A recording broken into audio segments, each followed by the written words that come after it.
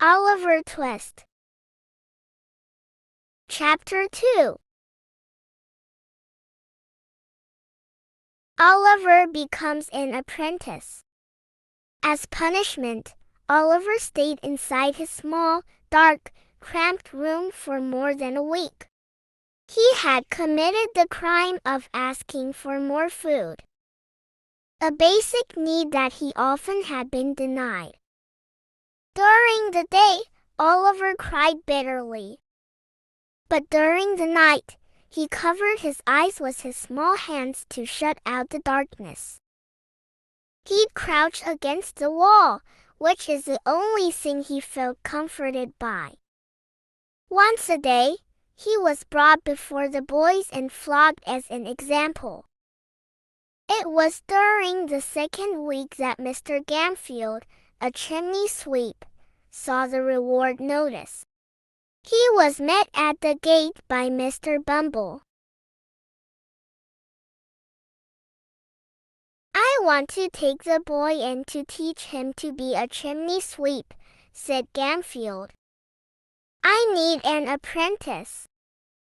Mr. Bumble led him into the workhouse and straight to the council. "It's a nasty trade," said one of the men when Gamfield stated his intentions. "Young boys have been smothered inside of chimneys," said another. After much conversation, it was decided that Oliver Twist would not be permitted to go. Mr. Gamfield was angry. A few of the boys he had taken in had died. Were they holding this against him? "How about I take him for less? Say, 3 or 4 pounds. The men shook their heads. "Haziers for 3 pounds. He's just the boy for you. He doesn't eat much. If he misbehaves, smack him around and he'll be fine."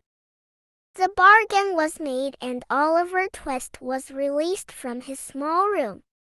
He was ordered to put on a clean shirt and given gruel and bread. Oliver wept, for he thought they wanted to fatten him up before they killed him. "No tears, Oliver," said Bumble. "You should be thankful. You're going to be an apprentice. You have no parents of your own. Now, you will have a kind and blessed gentleman help turn you into a man."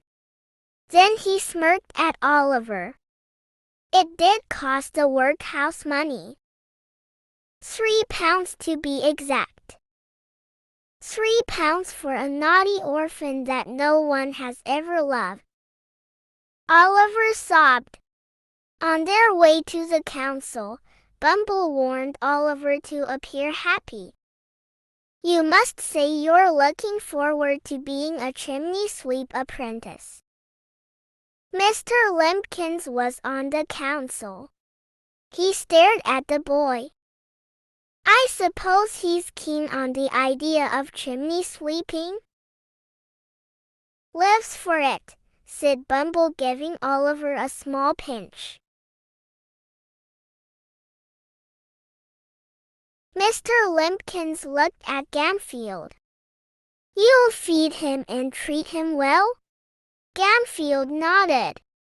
"You look like an honest man," said Limpkins as he moved his glasses about. If his eyesight had been proper, he would have seen into the evil soul of Gamfield. "Oh, I am," said Gamfield with an ugly leer. "I have no doubt you are," said Limpkins. He fixed his glasses more firmly on his nose and looked about him for the inkstand. This was a critical moment of Oliver's fate. If the inkstand had been where the old man thought it was, he would have dipped his pen into it and signed the papers. Oliver would have been hurried off. But since his inkstand was not in front of him, he searched about. That's when his eyes landed on a pale and frightened face. "My boy, what's wrong?" Mr. Limbkins asked. Oliver burst into tears. He fell onto his knees. Clasping his hands together, he begged them to beat him. Kill him. Send him back to the darkness. Anything but send him home with this dreadful man. Limbkins tore up the piece of parchment. No deal was struck. Gamfield was sent away and Oliver was brought back to his dark room. The next morning, a sign was once again hung on the gate. It declared that Oliver Twist could be theirs for the sum of £5. Mr. Sowerberry, the undertaker, was the next to inquire about Oliver Twist. Mr. Bumble led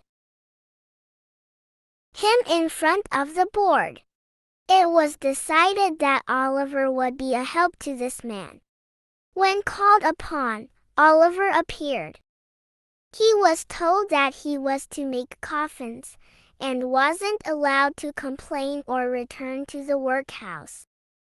"If you do so, you will be sent out to sea," Mr. Bumble said.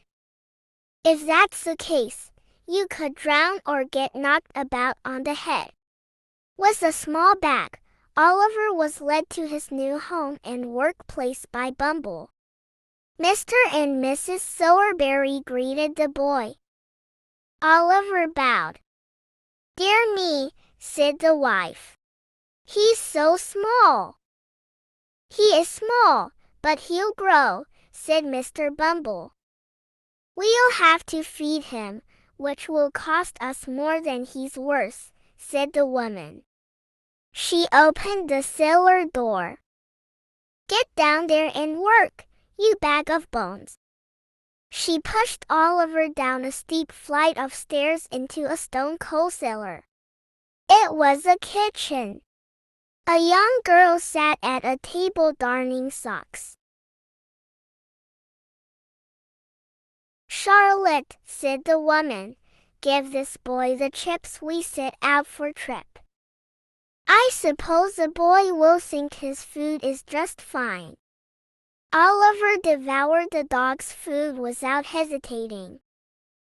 The woman was horrified that he had finished so quickly. She thought of all the future meals he would eat. She turned to her husband and asked, "What have you done?" Mrs. Sowerberry then turned to Oliver and said, "Now that you're finished, come with me. You don't mind sleeping among the coffins, do you?" She laughed as she pointed to a thin mattress under a counter. "I suppose it don't matter a bit because you have no choice in the matter." Oliver had no choice but to obey the evil woman.